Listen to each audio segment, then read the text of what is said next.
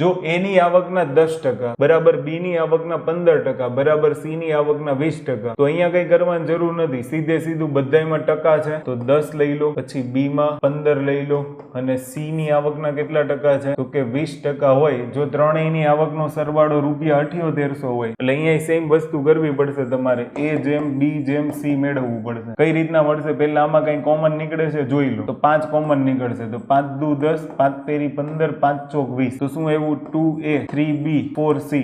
તો હવે આનો લસા લઈ લો, તો 4 તેરી ને 12 લસા આવે, તો 2 છક 12, 3 ચોક 12, 4 તેરી ને 12, તો 6 4 અને 3, આ એ જેમ બી જેમ સી થઈ ગયું. આ ત્રણેયનો સરવાળો કરો એટલે કે a plus B plus C, 6 4 10 ને 3 13, તો 13 છે ને એ આવકનો સરવાળો છે, 13 યુનિટ આવકનો શું છે? સરવાળો. ને એ તમને રકમમાં આપ્યો છે, કેટલો છે? 7800. તો 13 યુનિટ એટલે 7800, તો 1 યુનિટના કેટલા થાય? 13 છક 7800, તો 1 યુનિટના થાય 600. કોની આવક માંગી છે એની સાથે 600 ગુણ દેવાના. તો બી ની આવક માંગી છે તો અહીંયા 4 સાથે 600 નો ગુણાકાર કરો તો બી ની આવક રૂપિયા કેટલી હોય? 2400. માની લો તમારી પાસે એ ની આવક માંગી હોય તો 6 ગુણ્યા 600 કરો તો એની આવક કેટલી થાય? 3600. સી ની આવક માંગી છે તો 600 ગુણ્યા 3 કરો તો 1800. જે માંગ્યું હોય મળી જાય. તો આ થઈ ગઈ એની આવક, આ થઈ ગઈ બી ની, આ થઈ ગઈ સી ની. સરવાળો કરી લેજો તો 3600 અને 2400 એટલે 6000 ને 1800 એટલે 7800. તો ત્રણેયનો સરવાળો મળી ગયો 7800. જવાબ તમારો કેટલો આવશે?